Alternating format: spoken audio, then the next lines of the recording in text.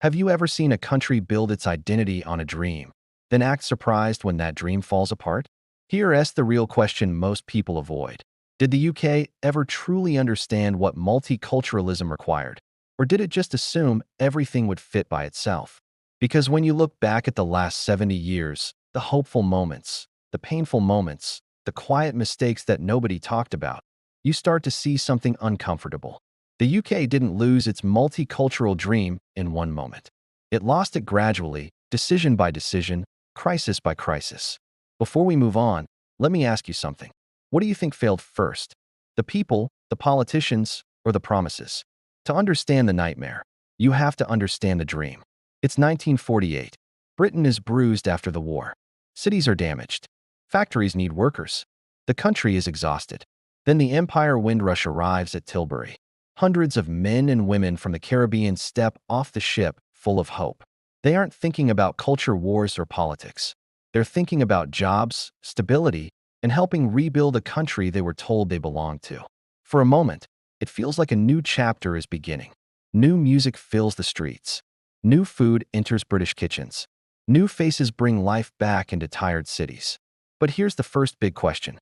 Was the UK truly ready for this? Or did it welcome workers while ignoring everything else that came with them? The government wasn't prepared. Housing was limited. Investment in certain areas was weak.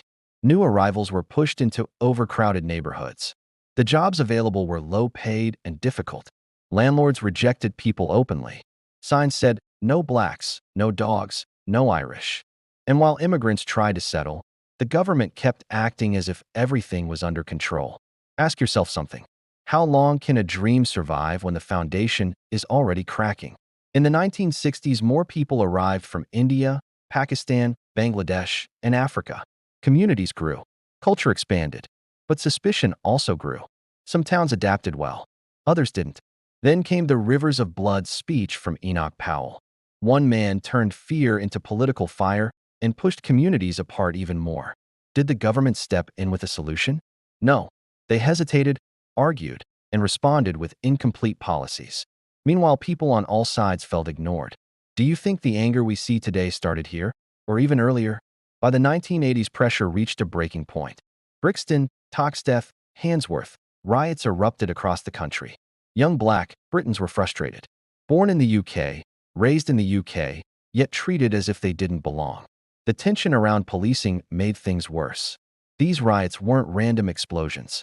They were warnings. Warnings the government still refused to address. Imagine growing up in a country that keeps telling you that you are both from here and not from here. How long before frustration turns into fire? This is the point where the dream of multiculturalism begins cracking in a deeper way. Communities were living side by side, but not together. Different schools, different shops, different expectations, different social lives. The UK had diversity, but it didn't have integration. Be honest with yourself. Can a multicultural country succeed when every group lives in its own world? 1990s to early 2000s. Global conflicts changed the country again. Refugees arrived from Kosovo, Somalia, Iraq, Afghanistan, Sudan. The EU expands, and millions of workers from Europe move to the UK. Some areas benefit, others feel overwhelmed. And once again, the government doesn't communicate clearly with anyone. Multiculturalism slowly becomes a political argument instead of a shared vision. Working-class communities feel ignored. Immigrants feel targeted. Politicians try to please everyone and end up pleasing no one. Problems grow fastest in silence. And this was one of those silent moments. Then social media arrives and changes everything. Fear spreads faster. Rumors spread louder. People stop trusting each other. Arguments replace conversations. Opinion replaces fact. Us versus them becomes entertainment.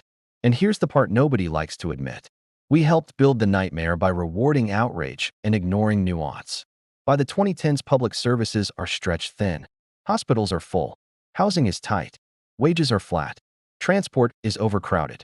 Schools are over capacity. People want answers.